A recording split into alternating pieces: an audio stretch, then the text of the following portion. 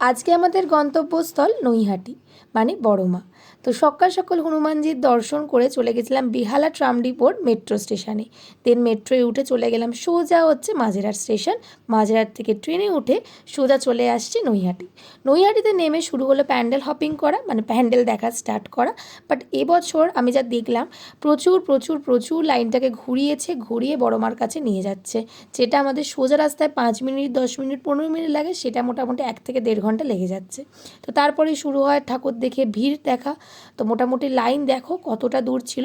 তারপর আর 2-3টে ঠাকুর দেখতে পেলাম বড়মার চোখ দুটি। তো তারপরেই ভিড় ঠেলে বড়মার চোখের সামনে একদম চলে যাই, গিয়ে মাকে মন ভরে প্রাণ ভরে দর্শন করি। এই নিয়ে আমার 3 বছর মাকে দর্শন করা, কিন্তু এই প্রথম বছর মাকে নিয়ে, আমার নিজের মাকে নিয়ে আমি গেছিলাম নৈহাটি। প্রতি বছর আমি যাই স্কুটি বা বাইকে করে, দেখবে ব্লগ আমার আছে আগের বছরেও, কিন্তু এই বছর প্রথমবার আমরা ট্রেনে করে গেছিলাম, বেশ মজাই হয়েছিল।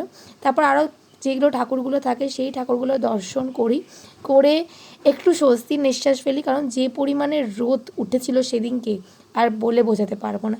তারপর সব মানে কমপ্লিট করে আমি যখন স্টেশনে আসি দেখি এই পরিমাণে ভিড়, তখন সবাই নৈহাটি স্টেশনে নেমেছে এবং সবাই যাচ্ছে বড়মার দর্শন করতে। তারপর বাড়ি চলে আসি ট্রেনে উঠে। তারপর বিকেলবেলা আমি আর রাহুল আবারও বেরিয়ে যাই শ্মশানকালী ঠাকুরটা দেখতে, কারণ শ্মশানকালী মা এবারে 150 বছর হয়েছে। তো সেই জন্য এত সুন্দর সুন্দর লাইট করেছিল। তারপরে মায়ের দু চোখ ভরা স্নিগ্ধ মুখ দর্শন করে আমরা বাড়ি চলে আসি। তো আজকে এই অবধি ব্লগটা রইল। তো তোমরা সবাই please like comment share and subscribe করে দিও। জয় বড়মা।